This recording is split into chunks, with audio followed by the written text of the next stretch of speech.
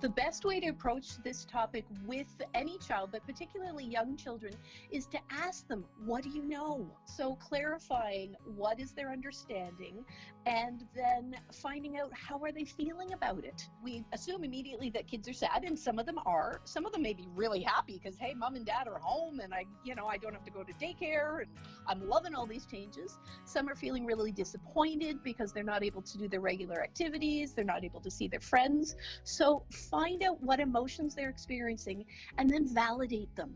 It's really important to, acknowledge, I hear that you're feeling like that. Let's talk about how we can address it. How can you address it? It's something that, even grown adults are struggling with their own anxiety levels. I mean, how can you paint a picture for this to a child that's at once honest, but also is not going to scare the pants off them? The conversation needs to be age appropriate for your child, and it needs to focus on what are the things that haven't changed in their life and what are the things that are in their control. Reassuring them that mommy and daddy, we're doing the best that we can to keep you safe. That's why we're keeping you with your regular bedtime. That's why we're feeding you healthy foods. That's why we're washing our hands, and that's why we're staying inside. We are doing all the things that the government is telling us to do to keep everybody safe. Is there a particular age where it's appropriate to have this conversation with your child? There's no right or wrong in terms of ages. I think even very young children are aware that things have changed in their life, so it's appropriate to at least have a basic conversation.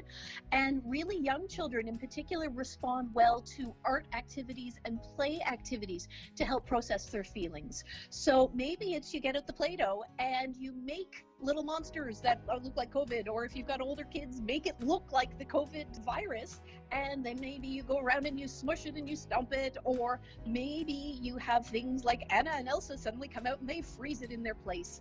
I have a lot of kids who pull out the doctor's kit and suddenly they're engaging in medical play. So maybe they're going around and infecting all of their stuffies, but then they're going back and making them feel better.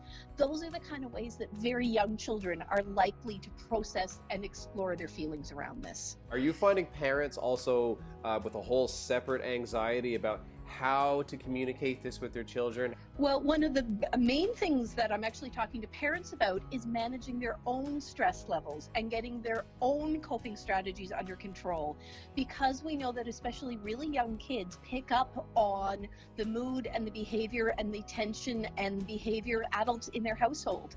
So if parents are trying their very best, and sometimes it's putting on a bit of a facade, but if they are trying to manage their own stress levels, that then equips them to be able to talk to their kids.